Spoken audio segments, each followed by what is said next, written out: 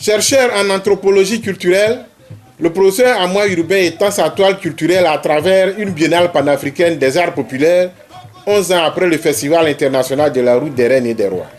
Un festival, c'est une foire de la culture où on produit beaucoup. Et toutes ces productions ne sont pas suffisamment exploitées.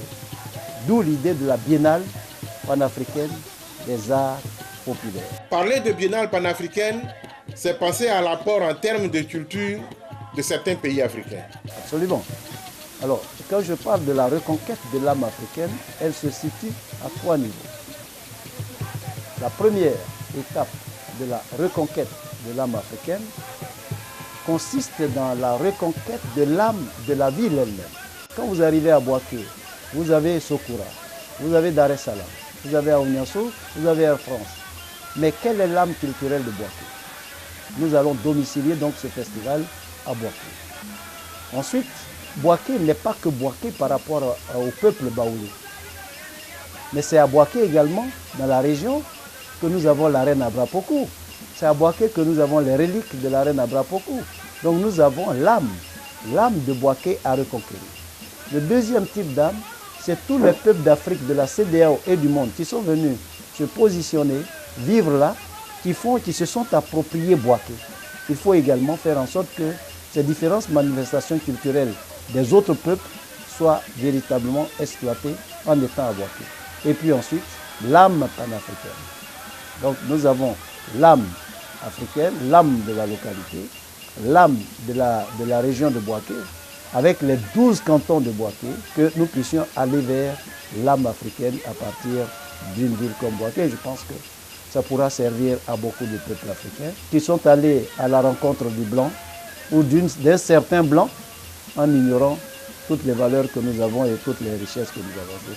Ma conviction, c'est que par la sociolittérature, par l'anthropologie culturelle, nous allons pouvoir asseoir une dynamique de nouvelles recherches sur ce qui fait que nous sommes nous et non eux. Une bonne biennale est synonyme d'une mise en œuvre de bonnes dispositions. C'est l'édition 0, l'édition 1 ou l'édition 0, qui est la passation des charges. Nous domicilions le secrétariat au ministère du Tourisme, donc on va chercher le directeur régional du tourisme pour le mettre en route. Le siège de manifestation, c'est le centre culturel Jacques Aka que nous connaissons presque tous.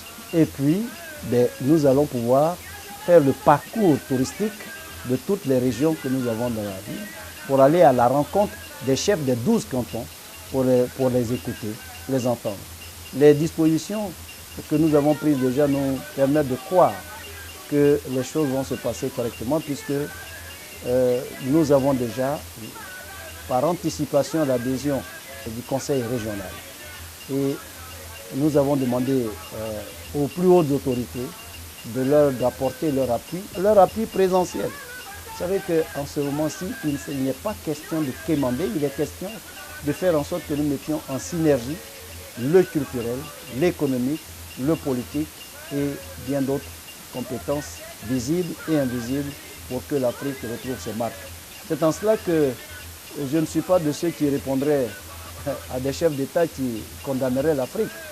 Si l'on dit que vous ne savez pas marcher, apprenez, marchez correctement, on saura que vous savez marcher. Et c'est ça notre combat. Ce n'est pas l'autre qui est mon adversaire, c'est moi-même qui suis mon adversaire. Et donc l'édition 0, c'est de faire venir, recueillir des échantillons de pièces, dire à Ouagadougou, les jeunes de Ouagadougou qui veulent connaître, vivre leur culture, prennent le car, se prennent en charge, cherchent leur financement et viennent vendre leurs compétences et leur culture à Bouaké. Que les jeunes de Ghana viennent également compétir, apporter leur contribution. Donc en édition 1, en principe, à partir de l'année prochaine, en édition 1, ce sont des compétitions depuis le village, comme la danse Tobo, de Damé par exemple, depuis le village jusqu'au niveau de la région, pour que nous ayons les meilleurs des régions. Et les meilleurs des régions se retrouvent en année 2 dans la capitale de Bouaké, dans la ville de Bouaké, jusqu'à ce que l'âme de Bouaké puisse revenir.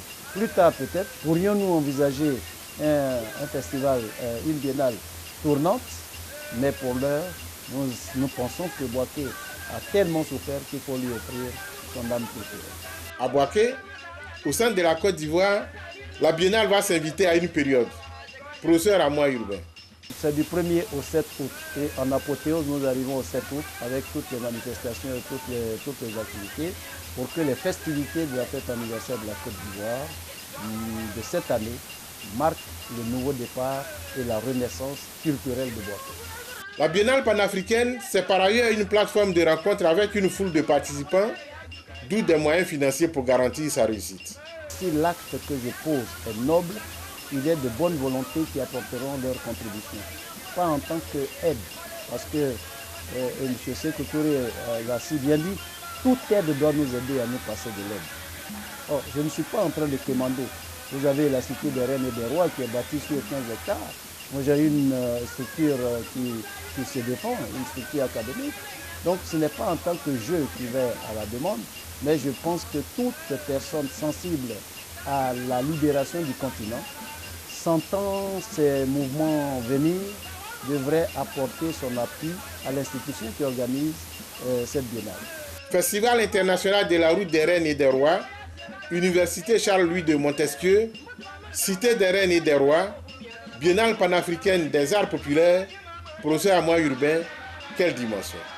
Je réponds à un de mes maîtres à penser, qui est un de mes aînés, qui est maître Passéré Titenga, que j'admire particulièrement de Burkina, le premier bâtonnier, le auteur écrivain. Il nous a fait retenir cette grande pensée. Si la termitière vit, qu'elle ajoute de la terre à la terre. Une génération est passée, quand je regarde là-haut, point de Memel Poté. Quand je regarde là-haut, point de Nyangoran-Bois, point de Zadi Zaourou, point de Jean-Marie Adjapi. Ils ont créé point de Kofi Gado, parce que M. Kofi Gado, dans les années 56, a apporté en Côte d'Ivoire le prix panafricain de théâtre populaire. Point de tout cela, devrions-nous à notre tour passer comme on mettrait des lettres à la poste, ou devrions-nous ajouter de la terre à la terre? Je suis donc de cette génération qui n'est pas engagée politiquement dans un parti politique, mais qui pense que le plus grand des partis politiques, c'est la connaissance, c'est le savoir et c'est la science. Et le pan que j'ai choisi, c'est la culture. C'est cela, je m'exerce à être l'un des plus grands anthropologues culturels de notre époque. Que recouvre le vocable art populaire? Les arts populaires, c'est le théâtre, ce sont les ballets, ce sont les danses traditionnelles que nous avons, mais ce sont les arts culinaires, c'est la sculpture.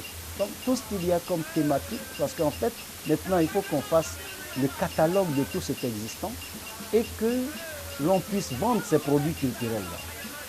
Et les festivals de Mascaman, le festival de Si, le festival des Agnus, tout ça, il faut capitaliser tout cela. C'est-à-dire que l'une de mes ambitions, c'est d'inviter tous les directeurs de festivals à cette rencontre panafricaine pour qu'on conçoive les contenus et qu'on voit les arts à prioriser. Il s'agit aujourd'hui de faire en sorte que, vous savez qu'il y a eu le festival de théâtre scolaire, qui a produit de grands artistes, mais qui s'est estompé. Rendez-vous des arts populaires, la Biennale panafricaine sera une rencontre d'une autre dimension. Quel appel pour y participer?